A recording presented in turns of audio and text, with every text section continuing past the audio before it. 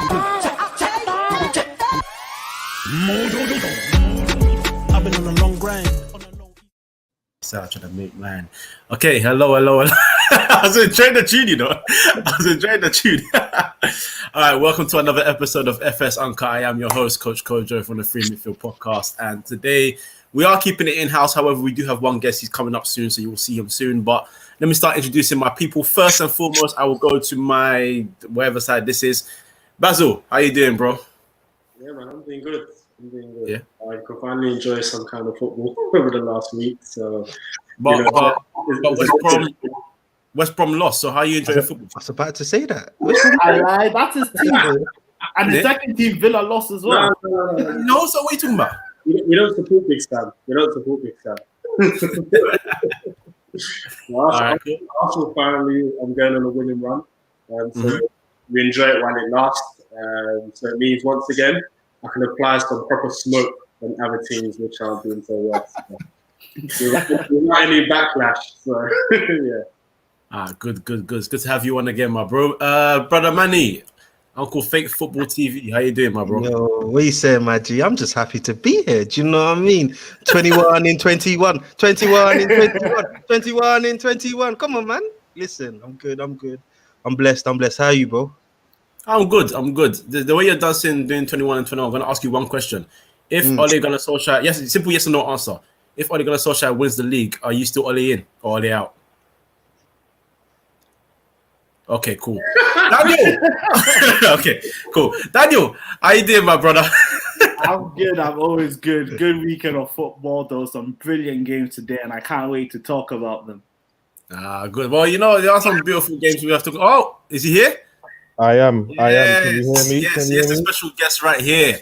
My brother, Darren T. How you doing, my bro? Yeah, I'm good, thank you. I'm good. How are you? I'm wonderful, man. I couldn't 3-point gang in there today still. It's all 3-point gang in there. Wait, actually, no, wait. That's a bit premature because certain teams haven't played yet. But, you know... True that. Oh, yeah. Sorry. Yeah, Let's hope you're 0-point gang today. God forbid. Love that. Well, we're going to start today in London because we're all Londoners over here. And we're going to start with the massacre at Stamford Bridge. The slaughtering at Stamford Bridge, rather. It was an absolute slapping, an absolute disaster class from a certain legend of the Blues. I'm talking about a much darker blue, not the sky blues. That is Chelsea 1, Man City 3. Now, everyone here, and that means everyone here, has spoken about Frank Lampard one way or another, and trust me, the words have not been positive. We'll start with Daniel. Chelsea were embarrassed today. So what do you think of, let's go positive, City's performance first. What do you think of City's performance? Okay. I was ready to tear into Chelsea, but we'll go there. Let me talk about the positives. Apart from the first 10 minutes, this is the best I've seen City play all season. This is the City that I think that everyone feared. City attacking with pace, with dynamism, not dilly-dallying on the ball. Everyone played well. Gundogan today was absolutely phenomenal. Phil Foden just showed why, in my opinion, he's the best young player in the Premier League. Absolutely amazing. And when I watch this game, I'm just always thinking, why doesn't Pep just play Phil Foden all the time? Why does he have to persist with the likes of Ferran Torres who slow the game down? But City were good. And one of our guests said a couple of shows ago, people have been ruling out City for the league title, and I don't think they can be ruled out because if they win the 2 games in hand, they're right back in the mix. So City are catching form at the right time. So yeah, it was a good performance from them. I can't really say anything bad about City. Good. And Basil, Phil Foden is someone that tends to be the name that is spoken about as the young generation, the next future of the England football team, and higher echelons of talent in the Premier League. But today we saw another good performance from him. Are you impressed by his talent? I'm still on the fence. I was impressed by his performance today.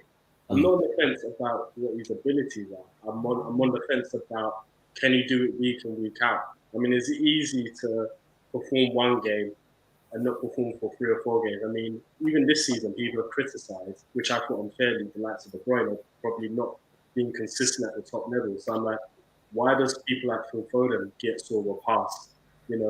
Sometimes he plays the easy games where it's easy for him to sort of display his abilities. Unlike the top players or the players where they really earn their stripes through over a period of maybe 5 or 6 games. I think he's a talented young lad, but I don't follow the hype that everyone else sort of follows in regards to him, just because he hasn't. I don't remember the last time he played sort of 5 games on the bounce. I don't think he's ever even done that for City. So how can I judge someone when he's not playing consecutive games? I think, like I said, he's still a talent. He's still someone where we're looking to see just how good he can be. But I think for me to give a proper assessment, I think Pep needs to give him a proper run of games in the team. Okay, fair enough. Darren T, I think we need to get on Chelsea now. I think to be honest, I'm trying to be nice and do the positives, but really and truly, I haven't got that in my heart. If I was a wrestler, I'll definitely be a heel for the rest of my life. So all right. Do you know what? First things first, Basil, you're harsh, bro. Like, you're harsh, man. Because, like, Foden usually performs anytime he gets the chance. The problem is he's not getting the chance. I saw the stat. It was his second Premier League start since 2017. And I think that's disgusting. He's a clear talent. He's clearly a talent. We can all see that. And, he should get a run of games. But I think he's shown enough to us for us to say that he's a great talent and he's going to go far. But under Pep, I'm not sure how far he's going to get, because Pep is the master of inexplicable decisions, and this is one of them. So, but yes. And now let me get on to Chelsea, because I was co-presenting. I had the pleasure of co-presenting D&D Football Factory yesterday on Top FM, and I will not stop preaching this. Frank Lampard has bitten off more than he can chew. This job is too big for him, right? When he was at Derby and he took them from 6th to 6th, right? He got the Chelsea job. Darren Moore was 4th with West Brom in the Championship. Got sacked, is at Doncaster now. Nice. And Frank Lampard got Chelsea. Now tell me, if that's not connections, I don't know what is. It's like the flipping mafia. You get me? He's like a made man. So, and I said, I think Frank Lampard, he will be a good coach, but the Chelsea job is too big for him. And yesterday I was saying that all that money he spent, £222 million, right? And he still has to rely on Giroud and Tammy Abraham to save his bacon, and to an extent Hudson-Odoi. And I believe that Mason Mount is his secret love child. That when he was a teenager, he had a ute, and his ute was called Mason, right? Because he loves that guy. But Frank Lampard, Chelsea are top heavy. Frank Lampard, I don't think he found his system yet. He hasn't found the system. He's too unbalanced. They're too unbalanced. Apart from Ziyech, who's creative in the midfield, and Ziyech has been suffering with injuries and he's not hit the ground running. I think they nicked Havertz from Bayern Munich. So, but he's homesick. He's had COVID. He's got all these issues. He may come good, but he needs to come good under a decent system. Pulisic has been injured. Werner just ain't doing it right now. Do you know what I'm saying? But I put a lot of that blame on Lampard, because I don't think they really are buying into his philosophy, whatever that philosophy is anyway, apart from I'm Frank Lampard. But I'm telling you, he's bitten off more than he can chew. I did say originally you get sacked by Christmas. Obviously, I've got that wrong. But I don't know if he's gonna see out. He's gonna see next season. I don't, unless he wins something, which you can't see with that Chelsea side. I don't see where he's gonna go with it, and I'm trying to be as measured as possible with regards to Lampard. But he's just bitten off more than he can chew, man. So it's funny you say the Derby thing, because that's always been in my mind. The fact that a son uncle of his had to go and make a special phone call and say, "Hey, bring him money." Thank you, made man. That's what I'm saying. He's a made man. Made man, and the funny thing is, his uncle's funny thing, Yeah, his uncle was you know, a wheeler dealer. You know, his uncle Yeah. hasn't been managing good for the last what? What was his last good job? He will disagree with that. With Oh yeah, he don't like that. He don't like that. But he's a wheeler dealer, isn't it? Uncle Nico Crasher's at this point, Nico Crasher's son's godfather. All right, Manny. Yo. So we've gone into Lampard now. Now we need to talk about certain players and how I feel there's two men that are being criticized, and in reality they're actually suffering under his management. That's Kai Havertz and N'Golo Kante. But let's start first with Kai Havertz. Let's start first with Kai Havertz, and then we'll go Before to you N'Golo start with Kante. Kai Havertz, I know Daniel wait for N'Golo, but yeah, go on, Manny. No, before we start with Kai Havertz, can I say I just saw the City's first goal. Gundogan, like the slowest midfielder I've ever seen, turned Thiago Silva like that. That is crazy, bruv. Thiago's 36, isn't it? That's why People what's just happened to Thiago. Thiago? Best defender in the league so far, Thiago Silva. But No, but it's Gundogan. He's the slowest midfielder I've ever seen with my eyes. Wait. Nemanja Matic is at your club. Is he not at your club though? I said your club first. No. I said your club first. I said your club first. Innit? Answer the question. No, but Matic is faster than that. I can't lie. Matic is faster than that. I can't even lie. No, but you see Havertz, you see them man there, Havertz, and like man like Werner, you see like these man there, they're frauds, innit? That's what I'm gonna say. Them man are frauds. Like Werner, it's just no. You know, in Germany, they play this high line, innit? You know, in Germany, they love to play this high line, innit? Yeah. And Werner's got pace. Do you know what I mean? Werner's got pace. So a lot of these goals, he has scored different types of goals, but a lot of these goals has been when he gets in behind, he uses his pace. In the Premier League, it's not all the time you're going to get the opportunity to get in behind. Look at Leeds. Leeds open up, but they let you get in behind them, and they get buried. Werner just looks like a basic footballer at them. Not even basic, bruv. Like, I can do better than him. I can't even lie to you. I can do better than him. I do not know what's going on. I don't know if it's... No. Seriously. Listen, man will tell you, I can't play ball, but I will still play ball. Do you know what I mean? But Werner, it's not. He's... Look at that comment. Bro, he's missing sitters. Havertz is the jerk.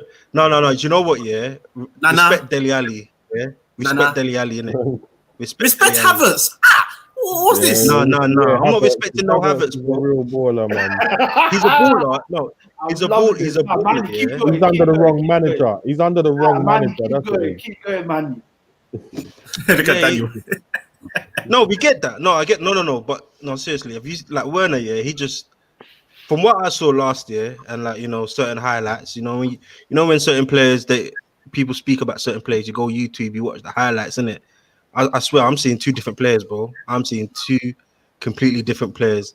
And I don't want to blame it all on Frank Lampard. Do you know what I mean?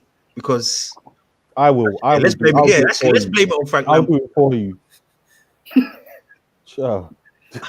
No, man. I can't blame Frank Lampard for that, man. For Werner. I can't blame him for that, I can't even blame him for Kante that you're talking about, because Kante has been poor for like 2-3 seasons now. I'll explain. I know you're going to try defend him, but he's been poor for 2-3 seasons. I'll explain the Kante. From time he lifted the back-to-back Premier League, innit? Man said, you know what? I've done what no one's done, innit? I'm done. I'm finished. Let me pack up. That's what he's done, bruv. Literally, he doesn't look, as much as I'll probably take him at Manchester United, not with my manager. At the moment, he just doesn't look like the same player that he was. You just referred to him as my manager. Is that what we're saying? Is that your guy? Oh, Jesus. He's only in. Coming out. He's only in. I'm 21 and 21, innit? That's what I am. Let me provide a small defense for Timo Werner. Right. I blame Frank Lampard with what he's had to, and I think what Frank Lampard has done today is ridiculous. And what I mean by that is that he's played Werner for all season on the left-hand side. But then he's decided against one of the most difficult teams in the league to throw Werner up front. And of course he was going to struggle. And especially when Frank Lampard doesn't really have a good track record against these big teams.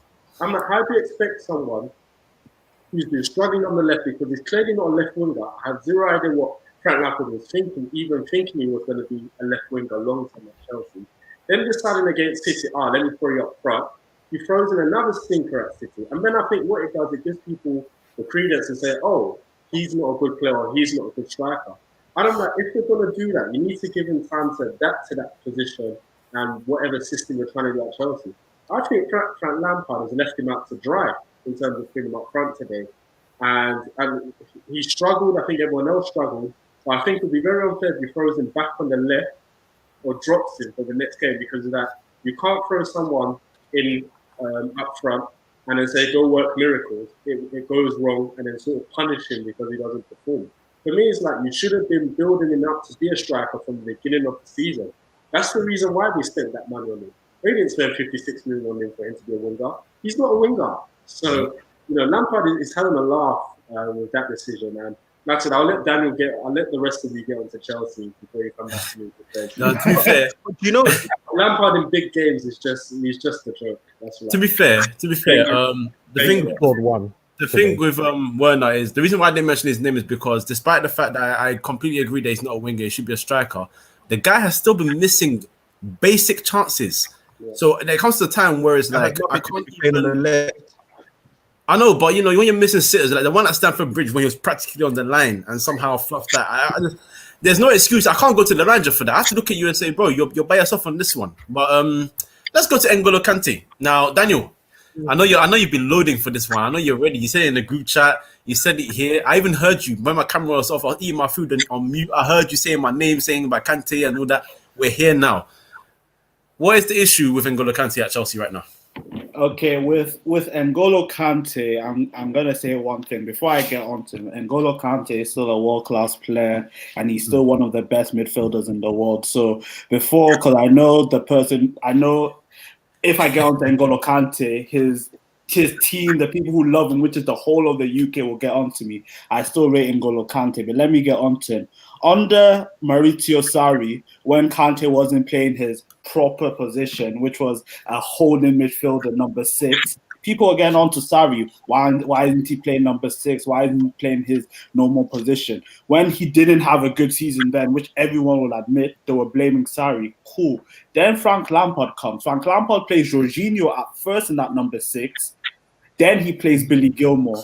Then, when both of them got injured, he played N'Golo Kante. Now, this season, we're seeing N'Golo Kante playing that number 6, and he's absolutely struggling. We can't deny it. Kante is struggling in that position that's meant to be his own.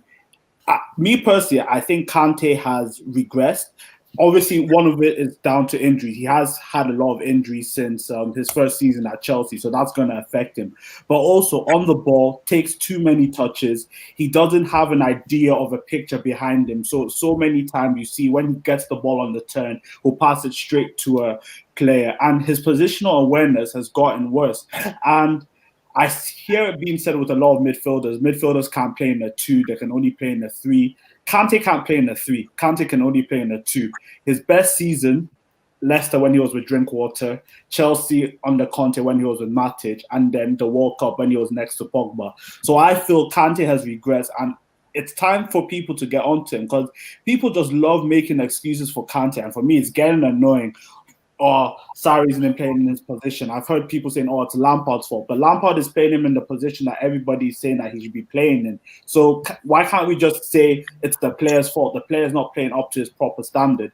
And before I let anyone speak, I just had to touch on Werner and Havertz real quick.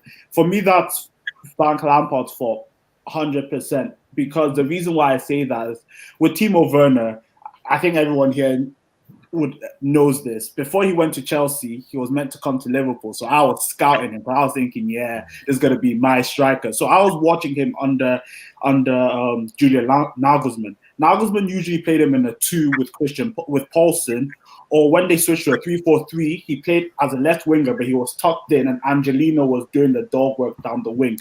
Frank Lampard is playing him as a winger and he's expecting him to beat his opposite man. For me, that makes no sense. That was never his game. Jurgen Löw tried that in the 2018 World Cup and we all saw that. Germany flopped and got knocked out.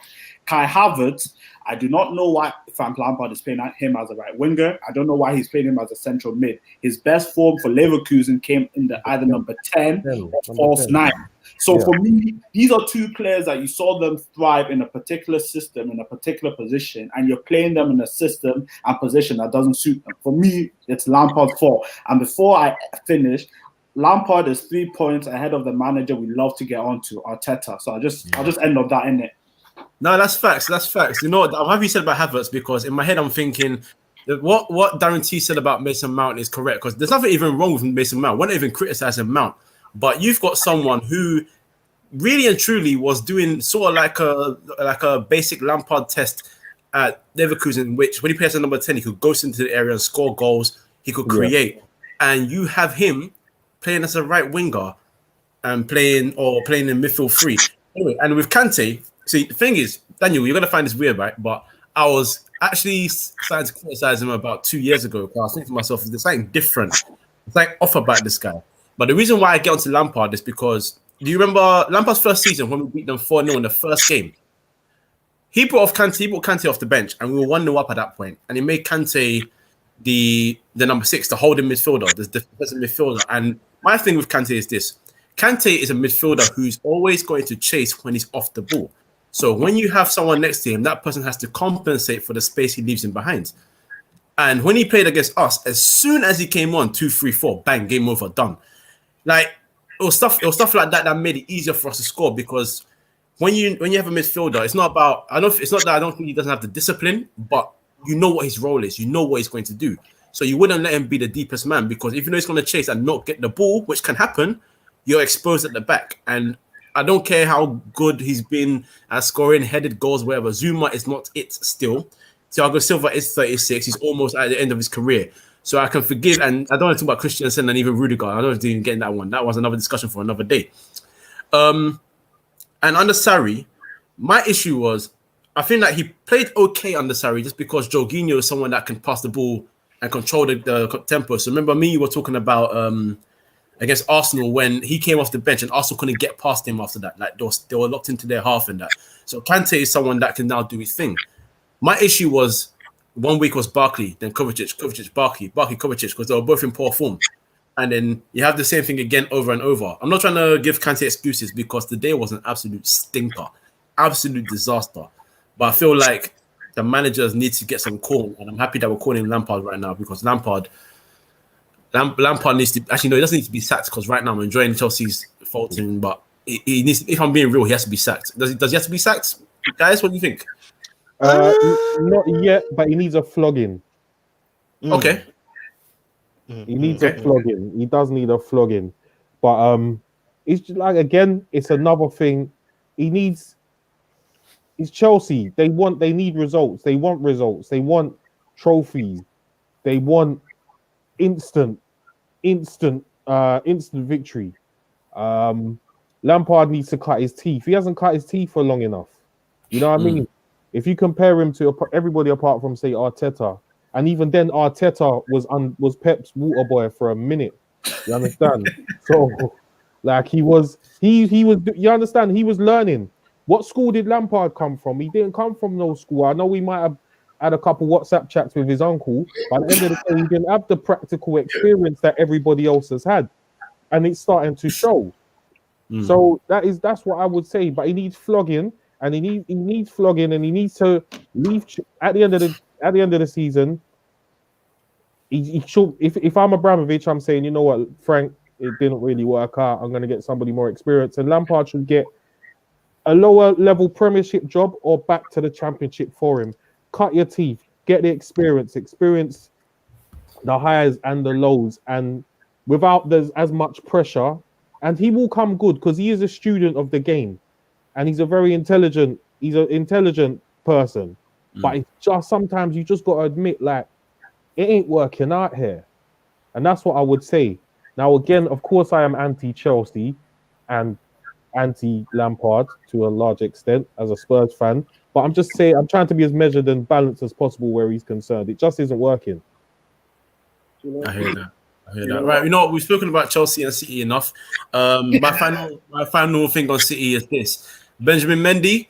Allegedly, you were doing some things, but trust me, I understand. So just behave yourself, okay? But I understand. Okay, all right.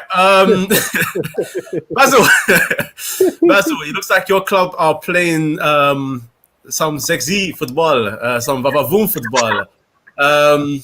You got apparently a Pram Shavi who's only played 3 games in the Premier League at number 10. But no, you won the game 4-0, very comfortable. West Brom have now conceded 9 goals in their last 2 games. Both were at home as well. So maybe the Allardyce Survivor Series mode has worn out. But Basil, how impressed were you by your Arsenal and your other former club, West Brom? How disgraced were you by them? Okay, so first with West Brom. West Brom needs to get out of this league so we can get rid of the likes of Sam Allardyce. Yes. It's about time we stop allowing people like that to come back into this league just because a team is in trouble. Like, for me, where is the forward thinking in the club? It's just a ridiculous notion that we have short-term strategy to keep certain managers in a job when they're not good enough, when they're just not good enough. Even the likes of David Moyes, as much as West Ham were having an okay season, they're not good enough. Look at all the talent that he has at his disposal. He doesn't know how to use them. And you look at even the football and the way they set up. Horrible. We need to get rid of the likes of Moyes, the likes of Allardyce. Hodgson is close. I can give Hodgson a black now, but even him, he needs to call it a day too, so we can have some fresher managers with fresher ideas. Arsenal, for me, is the best I've seen Arsenal play all season. In fact, I'll probably say it's the best I've seen Arsenal play under Arteta. I was that impressed with the football, but I guess it's a difficult one to really analyse because we're playing West Brom. I don't think we can take much from a West Brom side which are not full of confidence, who going forward don't look like they have much to offer, and defensively are just dreadful. I mean, you look at what happened against Leeds a few days ago, so it doesn't surprise me Arsenal were able to do what they did against West Brom. I think what Arsenal is they use West Brom as a confidence boost because they still struggled against Brighton, and obviously Brighton are in and around that mix too. So I don't think we can take much away from the game. But like I said, as an Arsenal fan, you can't go blessings and say we're just happy that we actually got victory and that we can actually celebrate a run of victories because, like I said, it hasn't happened apart from maybe the first 3 games of the season. We've been quite dire for Arsenal. So it's, like I said, it's a strange one because even with that victory, Arsenal are like 3 points off Chelsea. And I'm shocked, but I couldn't believe it when I found out yesterday that if Chelsea lose today, Arsenal remain 3 points behind it because our season has been absolutely disastrous. And yeah, like I said, we're lucky to be where we're at. And yeah, long may it continue, and who knows, top 4 may be on the horizon. Maybe third, as I predicted last time. Well, you're only 6 points off top 4, funnily enough. Exactly. So this is why we're coming for you. We're coming for everyone. That's all I can say. Wait, Basil. I have to stop you there. You might be coming for top 4, but Liverpool, Man City, and Man United, you ain't coming for them. Listen, that's my good friend Chris. Solon, why are you not mentioning Tottenham? Why are you trying it? No, we're not mentioning Tottenham. Why are you trying? No, don't even bother. Let's not do this. As my good friend Chris Eubanks Senior said, we're coming for you. We've been seeking you. We don't marinating you. You talking to me? To everybody. Even though yo, Kojo, everybody. Don't entertain it. No. We're here. Smoking. But Basil, smoking today.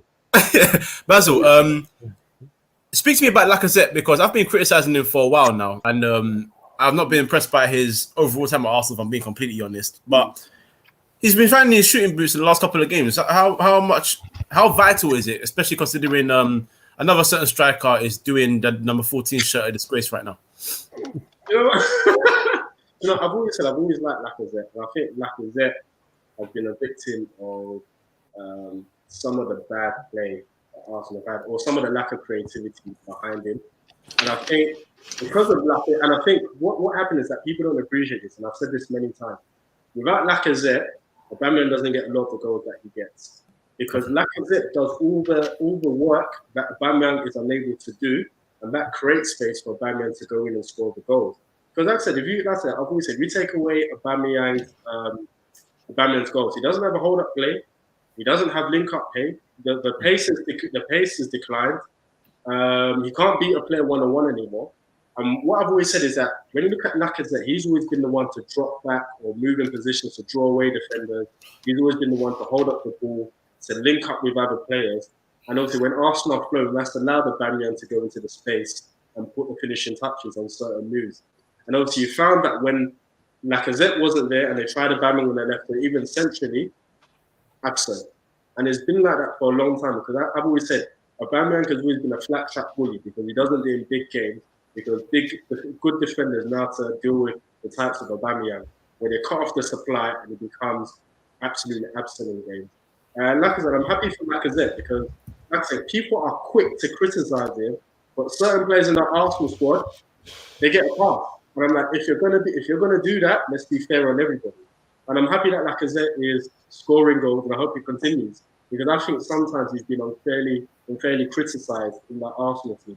When there's been players who have been far worse than him in the team. And even Aubameyang, many a times, has been far worse than he has, but no one gets onto him. That's true. Darren, are you impressed by your I was saying your neighbours, but really and truly they're visitors because they're from Woolwich, right? So yeah, they're from Woolwich. They're from South London. They're South Londoners, really and truly. So they should be fighting Crystal Palace and them, man. But anyway, how you feeling about the Gunners so far? How am I feeling? Happy because they've been trash all season.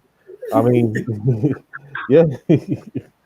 Look, yesterday was a good result for them, but it was West Brom. Let's be real, it was West Brom. So they've already got 3 wins on the bounce now, though, innit? The Chelsea one was a much more impressive result, but again, it's Frank Lampard. But yesterday, I mean, it was a walk in the park for them. I think it was a tale of 2 wing backs, I would say, or Tierney and Saka. Saka's impressed me this season because through all the terrible play by the rest of the team, he's been industrious. He's been trying to make things happen, and he's improving game by game. I would say he's really, really improving. He's going to be a great player. If he went to maybe a better team, then we could see him really, because Arsenal are a selling club, right? A lot of the time. So if he could go to a better team, then you might see him really thrive. All jokes aside, he's been very good. Tierney scored a great goal yesterday. Lacazette is improving. He's that's the Lacazette I thought I would see when he first came to the club. Yeah. You know what I mean? Because all jokes aside, right? He had that in his locker all the time, but for some reason or another, it's just not happening. I think sometimes with Arsenal strikers, they always seem to want to try and score the sexy goals a lot of the time. And I think he was trying to do that a lot. And now he's just getting into positions, came off his shin the other day to yesterday, but it went in, just get into those positions and do what you can in it. Like, West Brom suck. And they do deserve to, I'm sorry, they do. They deserve to go down. How can you go from Darren Moore to Slaven Bilic to Sam Allardyce? How much of a regression is that, though? I was watching, what was their game? I can't remember. I was slapping it last. Who did they get slapped by last week? Leeds. Yeah. Leeds. And I'm seeing flipping Sam Allardyce and Sammy Lee on the sidelines, and it's taking me back to like 1999 Bolton. Right, I'm half expecting Ricardo Gardner to come busting down the left. Right, like it's just like deja vu. Like, how do they keep recycling these guys? And this is the thing. I call it the old boys club. I've been calling it that for the longest time. Right, the old boys club. This recycling these same old guys. If it's not Neil Warnock, it's Ian Holloway or Sam Allardyce or Alan Steve Pardew. Bruce, Alan Pardew. Ian Dowie was in that old boys club, but he was so terrible. They had to dash him out. Revoke his membership. Yeah, exactly. Like, come on, man. You went from Slaven Bilic to Sam Allardyce to save you. This is 2020. Things have changed a little bit out here. You know what I mean? Yeah, You're not just gonna come just because you got that 1-1 draw with Liverpool. You sat back against them. You think you're gonna do that against everybody? Nah, mate. Nah. West Brom they've only got themselves to blame, and because of their terrible ownership, they deserve to go down. That's the truth of the matter. Because with the personnel that they have, I would have thought they stayed. I'd have thought they stayed up. I'd have thought they would have stayed up. That's the truth of the matter. But I would say credit to Arsenal, but I just don't mean it. Just don't mean it. But yeah, they did their thing yesterday. They're not challenging for top 4. Let's be real. Top 8 is best you can hope for. Top 8 is best you can hope for. So that's just like what Darren said, yeah. And it's true. I never thought in 2020 I would still be seeing Allardyce and Steve Bruce still in the Premier League. It's ridiculous. In 2020, no, not even 20, in 2021. 2021, yeah, for real. I keep forgetting. I never thought I would still be seeing that. It's ridiculous. Yeah. All right. Daniel, before I ask you about Saka, I'm just gonna read off a list of names, okay? So Leicester City, Everton, Brentford, Southampton, Fulham, Tottenham, Man United, Crystal Palace, Newcastle, Aston Villa, Leeds, and Arsenal. What all these teams have in common is that they beat West Brom, so why couldn't you? Listen, that West Brom game, yeah. Let's not talk about it because we'll be here till 2022 in it. So just ask me about I got time still. Why do you? Yeah, we just flopped that game, so we just got too cocky, too arrogant. But you're trying to draw me out, and I'm not gonna allow it. Are you winning the treble this year? You winning the treble? I just want to follow up on your statements. Wait, guys, are you hearing Mike? Okay, crazy. Maybe you hear this question. What about Saka? How's he doing? You're back. Right, cool. Saka, I think somebody commented here. Saka's our right winger. I saw Tierney saying Saka's my right winger as well. Before I go on to Saka, Pepe, he's done out here. His time at Arsenal, done. His time out in England, done. Like I said, he came to London for the Insta baddies. I think he's having fun with that. Pepe, done out here. Saka's brilliant.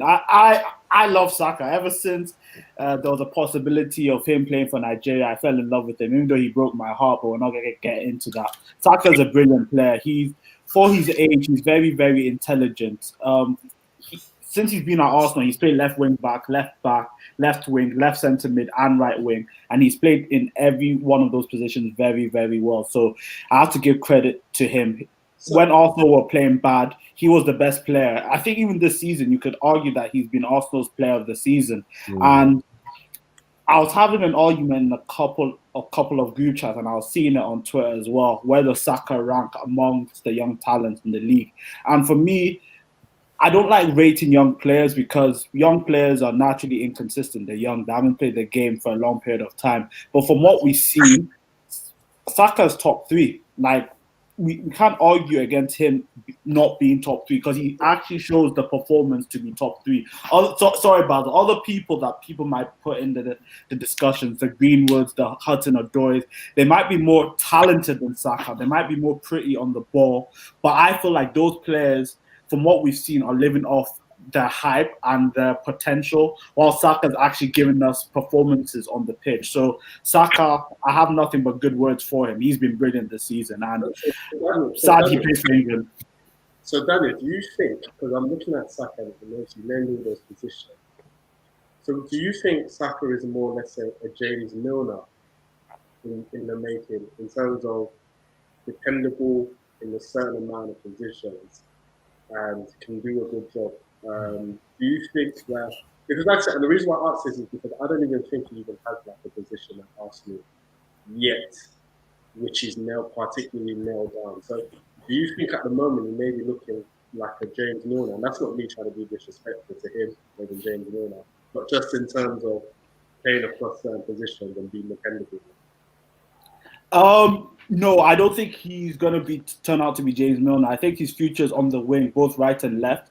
I feel the reason why he was being shifted around is because, unfortunately, when Arteta came into Arsenal, he didn't have the players to fulfill certain positions for him. So he needed a left. He played Kolasinac at left centre back. Realized that he's just a bodybuilder, so he put Tierney at left centre back, put Saka at left wing back because he could play there. But I think Saka is a left winger in the making, because when I see him in the final third, he's always a threat, and I feel like he's just going to get better and better and better, and he's going to be so good that it's going to be dumb to play my left back. So I think his future for Arsenal at least is left wing and right wing.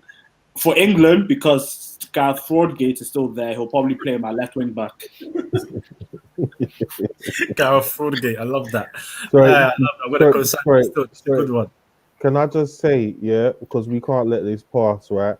I saw a video of Aubameyang on Instagram Live with his brother, and his brother's doing some stupid little dance with his shirt off, takes a gun, busts it, almost shoots himself in the head with it as well, right? What is that? Why is nobody saying anything about that? But they're talking about everybody, Mendy having parties and Reguilon and them man having parties. But nobody's talking about Aubameyang's brother almost busting a gun in his ear, right? And why are you sitting there watching your brother dance with his shirt off on Insta Live? Why? You know what, yeah, about Aubameyang, like, the reason why people talk about Mendy and Reguilon is because, look, we're in a global pandemic now. I get it. I think them man are just being stupid. What Aubameyang did was dumb, but because you mentioned Aubameyang, it just triggered a thought in my head. At the moment, he's going through a dry spell. Like, it's well documented. But I do feel if Arsenal can keep this up the way they're playing in terms of chance creation, it won't be long until we see Aubameyang banging in goals. And look, this season is a weird one. If Aubameyang is near the top of the goal scoring charts come the end of the season, I won't be surprised. I'm just gonna put that out. I know I'm sticking my neck up, but just a shout. That's fair enough. I'm just gonna ask you one thing. Okay, then I'm just gonna ask a simple question, and all of you just give me a name that would come out. So I actually agree with Daniel. I think Saka is top 3. But the other younger guys they talk about are Foden, Greenwood, and I'm just gonna call him Cho because his name is quite long. So one name. If Saka is one of the 3, who are the other 2 and who drops out? So one name of dropping out. Basil? Well, it's hard because, and I really dislike these others because there's not that many youngsters. I mean, the only youngsters there really and truly are Saka, Foden, Greenwood, and let's show. But then for me, it's like the only 2 who are playing regular football. Well, the only one who's playing regular football is Saka. True. Even Greenwood isn't playing regular football anymore. Foden's definitely not playing regular football. True. And Hudson-Odoi is not playing regular football.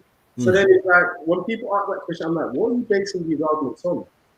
I mean, these guys are not doing what Mbappe was doing, with playing week in, week out, apart from Saka. Okay, then let's... So to answer that question, the only 2 I would actually put there are Greenwood and Foden. Okay. So that means... Hudson-Odoi hasn't, like, doesn't start enough games or even play enough games to even be considered in anything. And think about it, and the majority of the games that Hudson-Odoi has played for Chelsea, he's been disappointing. Like, let's be brutally honest. We see the ability, but he's been disappointing. I'm talking about from when he first broke through in Chelsea a few years ago. He's been disappointed in the majority, in more games that he's played for Chelsea. So that's just the facts, unfortunately. No, that's fair. I think he should have gone to Germany. I think he should have gone to Germany when he had the chance. Yeah, because he's not getting enough. I know he's on 180 bags a week, but he's just, you want to play in it. He needs to be playing. Like a year and a half ago, I would have said he's up there with the best. But because he's not getting the chances, you have to put him right at the bottom. You probably have to drop him out. So for me, it is Saka, probably Foden, and who else did you just say? Greenwood. Greenwood. Because Greenwood can ball. But Foden can ball, man. I really do rate him highly. But it's just these guys need the chances, man. I'm sick and tired of seeing great young English talent not being utilized properly. You know what I mean? So, you know, I think about the matter, if it doesn't work on the Pep, it'll work on someone else. Also, I don't think he's ever going to leave City for, I don't know what, maybe, he loves Manchester City that much. And I said, even if he does leave City, if it doesn't work on the Pep, it's going to work under someone else. Because you look at Bamford, he's been around a long time. And sometimes with good players, they just need the right manager to help them. And Bamford ain't even as good as these guys. He's not as good, but what I'm saying is that when you look at him now, is that he's doing decent now. Whereas beforehand, Bamford, he was written off by everybody, including me. But it's that now he looks more confident and comfortable in a system and a manager that believes in it. And one thing with the likes of Foden, the issue is he's not getting enough games. But it's like we've seen the talent. So it's like even if it doesn't work on the Pep, you know it's going to work on somebody else. Yeah, you're right. To be fair, I think for Foden's sake, he better not wait till he's 27 before he performs like certain Bamfords. But anyway, Darren T, let's go to your club. Let's go to your club. Now, you guys were top of the table maybe 4 or 5 weeks ago. And yes, you're not there now, but in hindsight, it's not terrible because really and truly, you're only 4 points up top. Obviously, Liverpool are playing tomorrow. You will have a game in hand after that, after they play the game. So if you win that one, it's only 4 points. We're still in January. Is it really that bad? No, it isn't that bad. We've had a bad patch, though. We have had a bad patch. I'm still believe we're there or thereabouts. Yeah, I've said it before and I'll say it again. We can win the title. I don't care. No, that's not what you said. You said we will win the title. Okay. All right. Daniel's on my energy. Yeah, catching out the words. I like that. Safe. All right. We will do it. Yeah, I don't care. Right. However, right. The thing is, when we play, and I said this yesterday again on the show, that when we played against Palace, when we played against Wolves, even when we played against Leicester, right, we didn't need to be sitting back against those sides, right? I understand it against Liverpool because it's Liverpool. It almost worked. But we can't defend set pieces. It worked again. All right, Chelsea, looking at how fraudulent Chelsea are right now, yeah, I would have liked to have. No, actually, you know what? I'm not going to lie. I would have taken the point because Chelsea always raise their game against Tottenham. It's kind of like their cup final, like West Ham, right? So I get it against the bigger sides, even Arsenal. But we scored 2, then we sat back. With Wolves, we defended for 89 minutes, right? And Nana A, yep, quiet, pipe down, I beg. Pipe down, innit? Put yourself down. Go and have a drink. Think about it, innit? Oh my goodness. Right? Anyway, so yeah, we you can't be sitting back against the likes of Wolves. You cannot be, because they just attacked. You cannot be doing that the whole time. And I think we got the tactics wrong, completely and utterly wrong against Wolves. Leeds, I didn't even watch that game yesterday. I wasn't about yesterday, but I did hear that they were on us, and then we scored, and then the game changed. But at the end of the day, the bits I saw, we were on the front foot quite a lot of the time. Yep. Then we went 3-0 up and sat back a little bit. That's what you're supposed to do. Not go 1-0 up in minute 1 and then sit back for 89 minutes. Jose got it wrong, and he's got it wrong a couple of times. However, I do trust him. He's a proven winner. He's still, statistically the best manager in the Prem. So statistically, I will say, the best manager in the Prem. I still believe we will win trophies under him, but there are times he got it wrong. I don't think he trusts the players as much. He doesn't trust the team as much. He doesn't trust certain players. Serge Aurier, notice he ain't been back in the squad since he did that stupidness against Leicester. Yeah. Oh my goodness gracious. Oh my gosh, I don't know what he was on.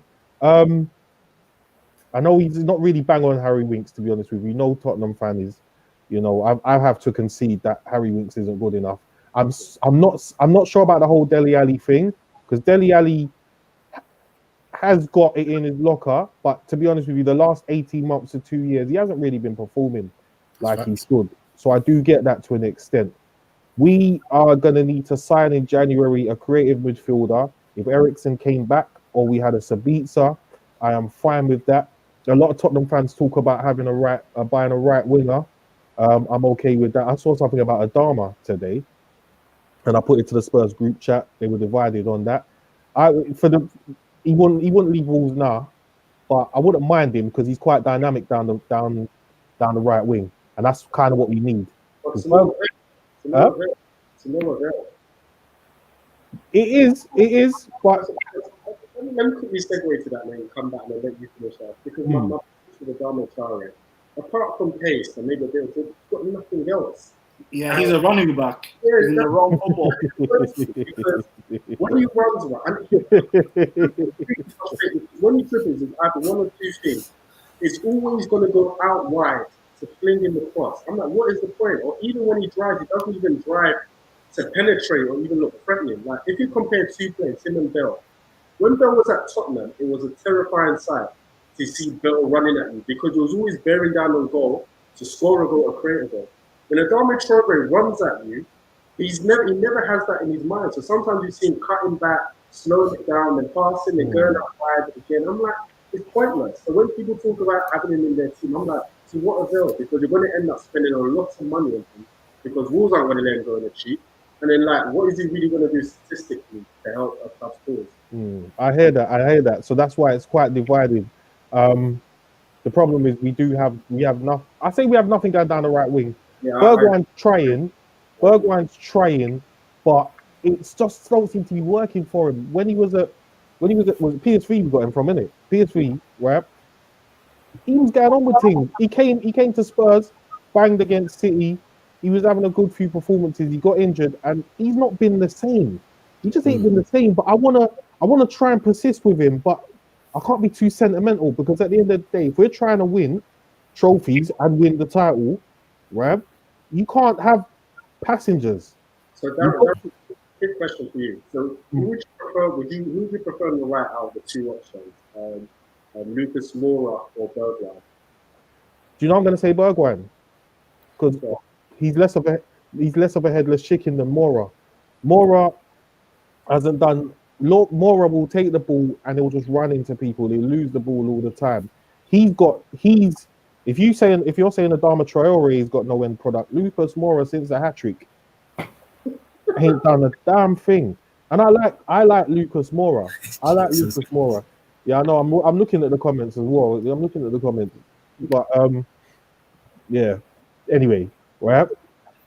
We like Lucas Moura as a person, but we can't be too sentimental. At the end of the day, he's done pretty much nothing since he scored that hat trick, and he's just got no footballing brain, and that gets on my damn nerves. Like, bruv, what's going on? Like, because he's clearly had the skill. Before he went to PSG, I wanted him at Tottenham. Yeah. Okay. Yeah. Because he had potential to be fair. Yeah. But now he's at Tottenham. He's just, I don't know, man. I don't know what's going on with him. But yeah, Bergwijn all day, because Bergwijn over Lucas Moura. But that's not saying much at the moment. But I don't really know what else to say about the right wing, apart from we do need to find someone. That's for the scouting department, because I really don't know. But we do need more. We need more goals from the team than just Kane and Son, because they scored pretty much 80% of our goals. Ndombele is the only one who scored more than one goal this season for Spurs. And then also, inexplicably, he always gets taken off after about 60, 70 minutes. And I did see a stat somewhere where we've usually conceded after that. You know what I'm saying? So Jose needs to tweak it a little bit. I'm not going to turn around and diss him like everybody else. See, Jose's this and Jose's that and Jose's going to ruin the team and blah, blah, blah. I'm not going to say that. But what I'm going to say, he does need to tweak it. And it's going to be interesting to see what we do in the transfer market in January, because we need to do something. A centre-back wouldn't go amiss either. But, yeah, that's what I think. That's what I think. But definitely, I will tell you this, yeah.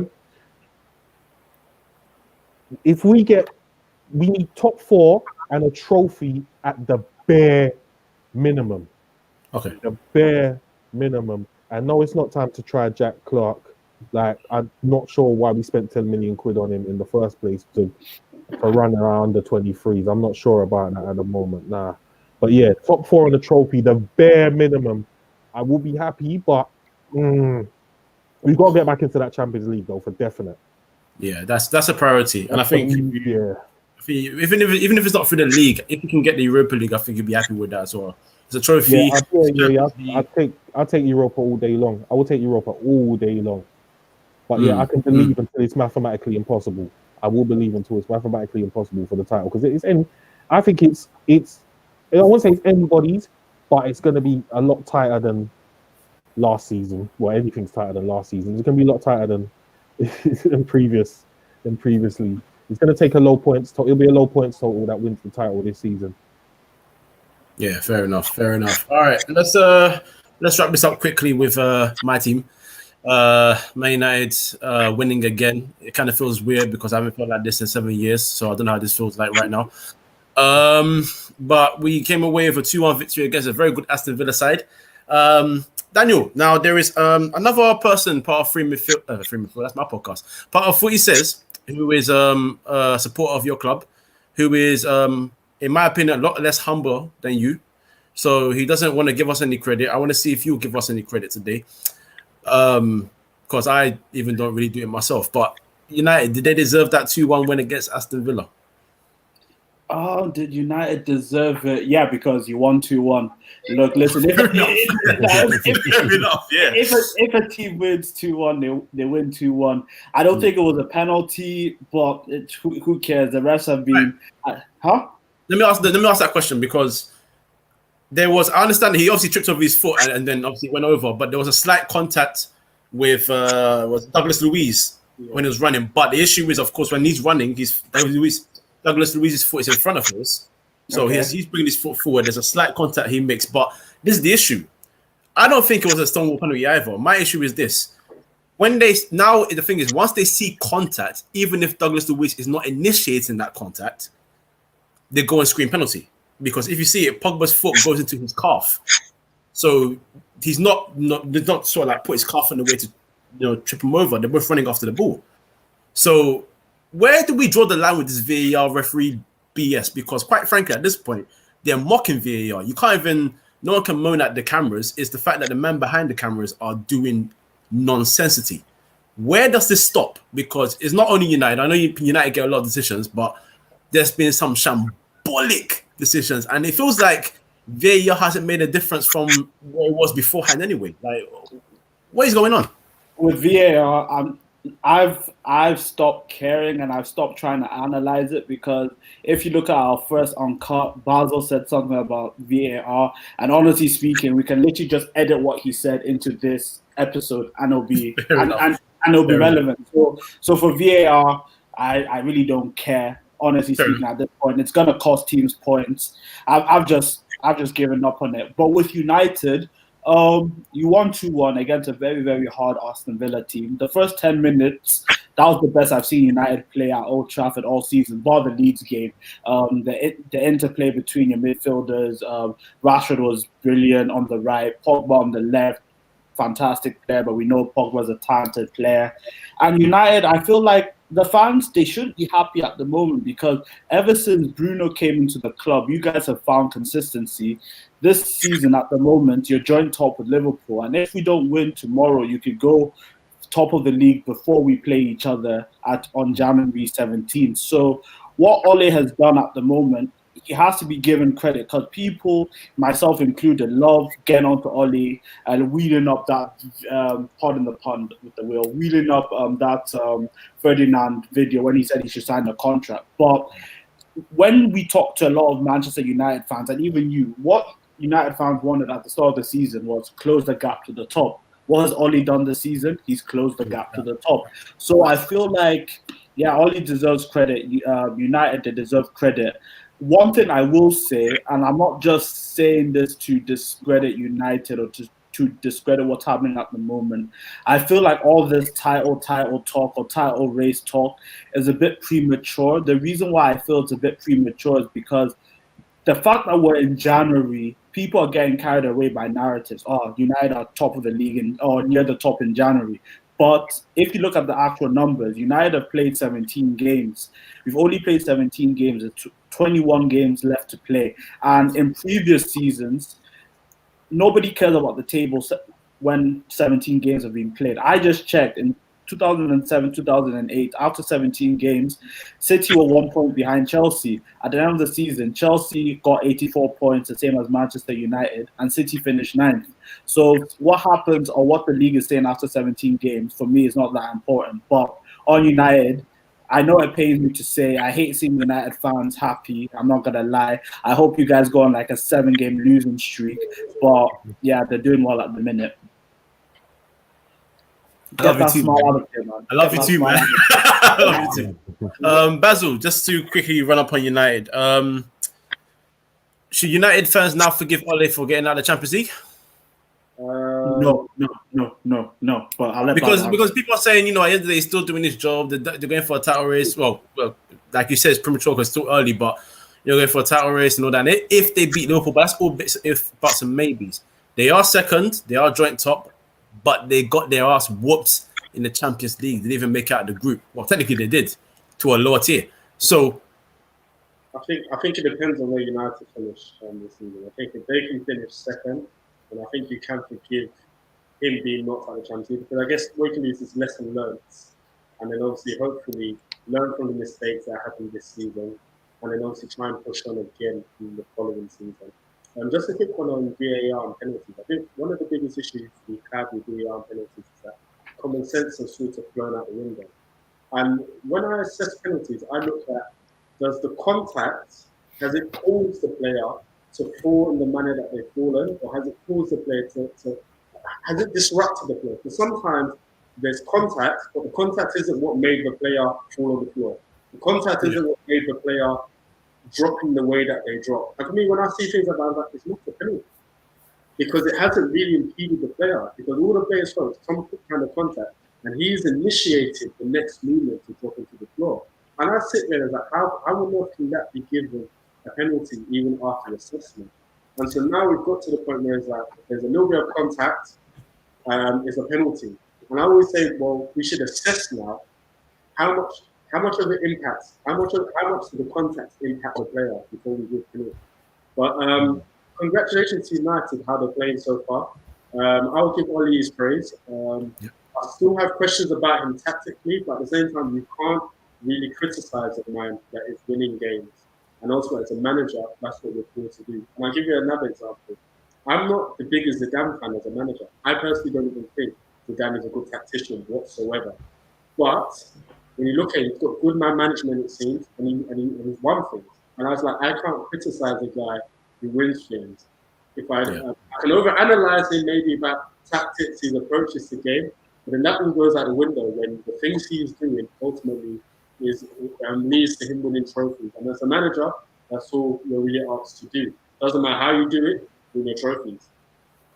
Basel, man. Like, I've heard this before, but I feel like people need to give Zidane his dues, man. Like, 3 Champions Leagues in a row, 2 league titles. Last season, one of the best Madrid defenses we've seen. You have to give him his dues. I do, but Ronaldo was a big factor in that.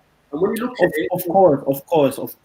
But and that's what when you have a player like that is just a goal machine, it helps you a lot. Because obviously you see how he struggled when he didn't have Ronaldo in the team. Obviously they won the league last season, where I do give him praise. But you do see how they struggled as soon as United, Ronaldo wasn't there. You couldn't rely on him in the big moments to win games. But like I said, I will give him his dues and say, he's done a fantastic job in his time at Real Madrid. And, a man that's won a league and all those trophies, Champions Leagues, and the trophy he won, it is not something to be looked down upon. But like I said, we'll see where United finish at the end of the season. Right now, I think Ole is doing a good job. And it's all depending on whether United can sustain it. And I think if they finish in the top 3 again, I think it'll be a good season for United. Hopefully they can win another trophy. And yeah, Bowser, you have to stop saying hopefully. We don't hope these things. We hope. Speaking into existence. That's why it's my boy. All right, Darren, and all I'm gonna say to you is this, my brother. I hope to meet you in the Carabao Cup final. Do you know what? I was gonna say I'd rather City, but after today, I'm not sure. Let's first beat Brentford first. That's all. Yeah, that's what I'm saying. That's a tough Because you've game. because Ivan Toney, and I've been saying Ivan Toney is not a joke. Brentford are not a joke. Ivan Toney's prolific. If we don't see him in the we're gonna see him in the Prem next season. We will.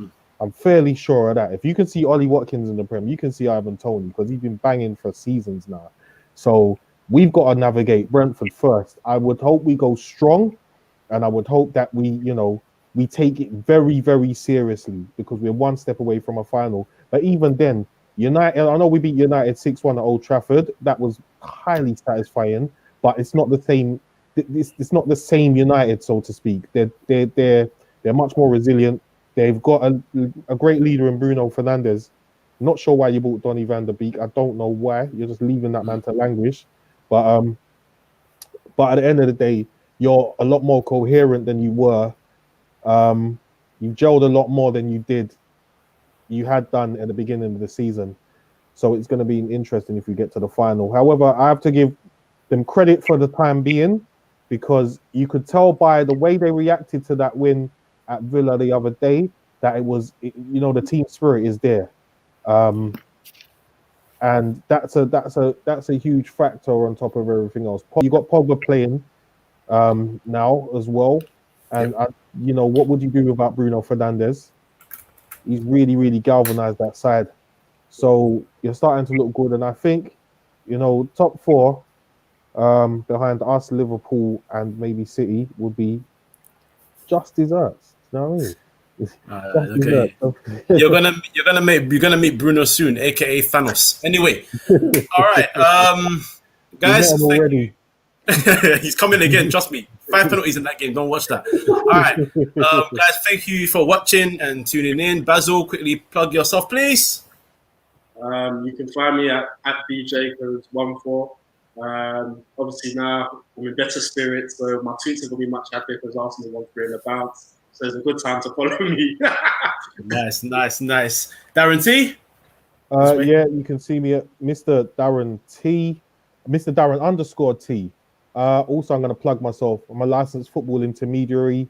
If you need an agent who cares, come and shout me. And he cares as well. Trust me, he's a real man. He's a proper man. Thank real you, lad. man. Love for that. And Daniel, plug yourself, my bro. Yeah, Papilo017. Follow me. I always chat sense, no agendas over here, apart from Kante. Well, you've seen what he was doing today, so that's not even an agenda. That's just nothing but facts, but just follow me for football. So, yeah. And also, don't forget to follow FS on Cup. 2021, we have big things coming. That's right. So you better like, comment, and subscribe to that. And more importantly, Southampton pops up at Liverpool tomorrow. Have a nice one. Guys, I will see you soon. Love.